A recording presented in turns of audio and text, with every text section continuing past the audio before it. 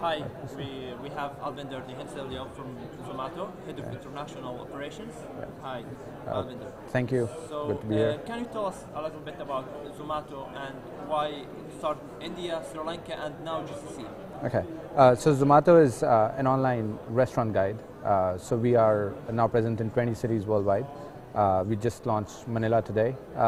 We started off in India as basically a menus platform. So we used to put up a menu and a phone number, and we saw a lot of traction coming from users that way. And eventually it just became like a very comprehensive guide for restaurants. So we expanded into cities in India, and last year we started our international expansion. Actually, Dubai was our first international city that we launched, and after that we've gone ahead with 5 more. And basically we get around 11 million visitors every month now across all our countries, and we have over 90,000 restaurants for whom we provide users with menus, pictures, where they're located on a map, and how can you get in touch with them, or you want to find out if, for example, in a lot of places whether it serves halal meat or not, or the place has Wi-Fi. So we give users all that information. The reason that we actually started international expansion, we always had it in the back of our mind that our product is sort of internationally scalable. We should go for it. We chose Dubai as our first test because Dubai has a very significant Indian diaspora, so which sort of overlaps with the existing market. So it was sort of easier for us to understand Dubai than it would have been, let's say, if we had started Beirut day one, right? But Dubai really worked out well for us, so like we have a very dominant presence in the market now. And from a business perspective, we are basically breaking even in Dubai within 6 months, which for any city that we've ever launched has been very, very quick. So obviously we see a lot of growth in the Middle East region. There is a high barrier to entry for companies coming into the area, which sort of helps us because we are a developing market company, so we have a lot of learning from India that we can translate to the Middle East region in general. So I think that was sort of our thought process when we went into it, that it's a high barrier to entry market, but a barrier that we are better placed to cross than a lot of other companies are. So let's talk about the differences between the Indian market and the Arabic market. Right. So actually, the major difference from our perspective is the fact that in India you don't have to think about language. You basically say, we are doing the website in English, and you will basically go ahead and work on it in English. But in the markets over here, we are working on an Arabic platform as well.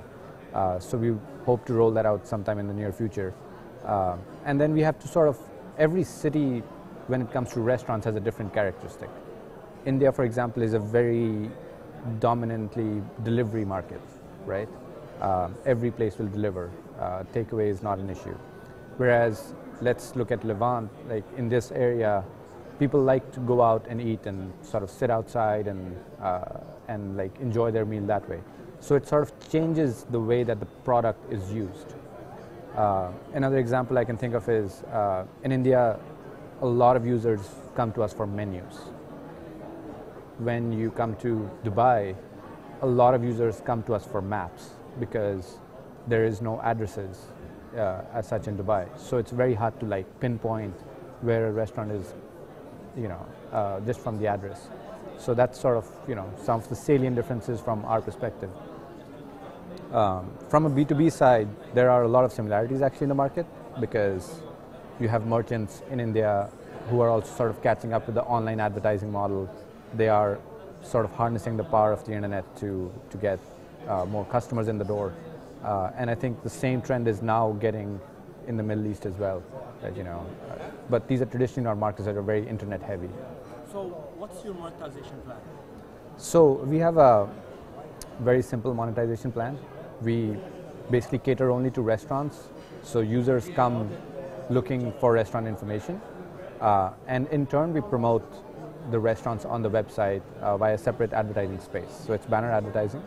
And that's been our only source of revenue, primarily for the last year.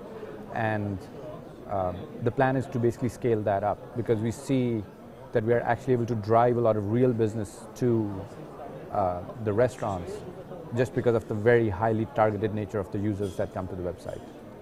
Yeah. So we all know Arabic users, and I guess this applies for the Indian users, Right. are passive users. Right. So how do you lure them into writing reviews?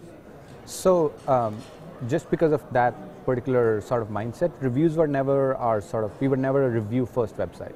You know, we are more information first, that we actually don't even require users to sign in to come and view the restaurant or view any of the information, because we wanted them to use us more for information, more for the decision making, right? We realized that Indian users will not write a lot of reviews early, and sort of that trend continues across a lot of the developing world. Over time, they develop affinity to the product and they will start writing reviews, right? Usually it's a trigger that you will read other people's reviews on the website, and then you keep going, and then the 50th time that you're at a restaurant, you have a bad experience or you have a good experience and you want to share that, that's when you go back and write a review, right? So it's a much longer process. I think it's not that the passive users will never actually become active users. They might write fewer reviews, but eventually they will sort of come out and write the platforms. Having said that, what we concentrate on is sort of lower the threshold. So unlike a lot of websites that sort of source information from users, we provide all the information. We go out, we collect the menus, we take pictures, we will collect coordinates, we will put up all the relevant information. So all the user has to do is click on the review bar and start writing, right? If they have to create a listing, put the timings, put the address, it sort of raises the bar for them to like contribute content. Yeah. So let's say I'm a user of Zomato and I already contribute to the website by putting out reviews. Right. How do you encourage me to write more reviews? What do you do in the community side? So we have an inbuilt social network on the website.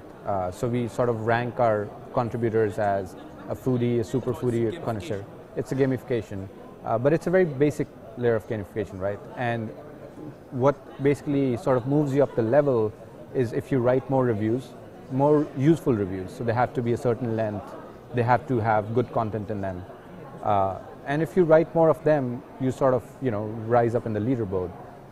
Also, we gratify our users with real sort of encouragement, because we have so much association with the restaurants. We encourage the restaurants to sort of like give out vouchers to users who write really good reviews, right? So if you're writing good reviews and you receive a meal voucher for free food, that sort of makes you feel better about it. It's a real tangible thing that you're getting out of it. So a couple of these things that we very actively work on to engage. Wouldn't you think the gift card thing or the gift voucher thing would affect the credibility of your content? So the way that we implement it is very simple, that we are not the sort of middle user in that one. So the gift vouchers are given out to people who've written great reviews for other restaurants, right? But if you receive a gift voucher, if you receive a meal voucher, we never ask you and say that, hey, can you write a review for this place? It's totally up to whoever is like receiving the voucher, like how they treat it. Yeah. So can you tell us a little about your marketing plan, online and offline, in the region? So online we are, so obviously for our Middle East strategy, we've rolled out Doha recently, and we are going to continue with more of a digital focus in most of these places. We are trying to harness a lot of social media, so like Facebook especially. We try to use our social media platforms as sort of more on the addendums on engaging users rather than sort of trying to drive traffic, right? And what we're also going to do in the area is basically have local teams and then do like a lot of below the line activities, like we're working on having a restaurant summit in Dubai, where we're basically going to have all the major hotel chains, the restaurant chains sort of get together and talk about the food industry. But in addition to that, we will also be doing activities within the community. So we have a property called Zomato, which is sort of like a food sprint, and so we intend to roll it out into the area. What we've seen in the marketing is that our product sort of spreads more by the fact that users actually have a very good utility for it. So like the word of mouth process is actually very, very active for us. And we try to encourage that as much as possible. So like, doing activities with people who are, who go out a lot and like eat a lot, write good reviews for us. or doing activities with users that are very targeted for us, like working professionals, college students, that kind of stuff. So let's talk a little bit about your mobile app. So are you getting, how are you getting traction on that aspect and compared to the pure website? Okay, so mobile for us is very strong. We are, I think around 35% of traffic now comes from our apps.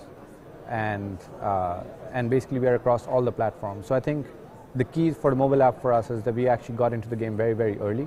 So we were one of the first Indian startups to actually come up with a mobile app. So now we're on iOS, Android. I think the key is having apps that are actually useful. So all our website content you can access through the apps. So even if it's a menu, you can look up the menu on the app.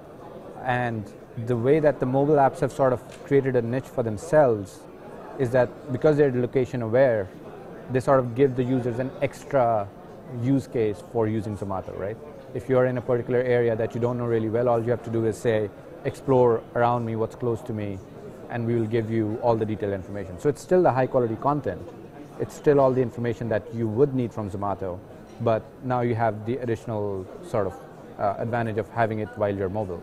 So that itself has created like a nice little segment for us within the mobile space. So have you seen any trends in the user behavior or interaction with your app? So we actually work a lot on like refreshing our, for example, the interface of the app, right? So providing users with a lot of rich information.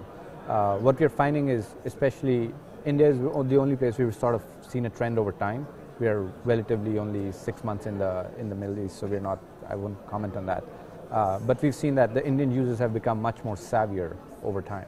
The smartphone, obviously, you know, it has become a lot more prevalent, and people have gotten a lot more comfortable with sort of doing stuff over the phone rather than doing it on the computer, right? And we've seen that, like, people will, if they have an option of opening Zomato on a laptop or opening it on the phone, they'll open it on the phone because then they can just hit a button and press the call button whenever they want to.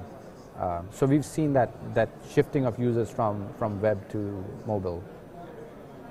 So thank you, Albinder. Thank you very much. Great having you here. Thank you for your time. My pleasure. Thank you very much.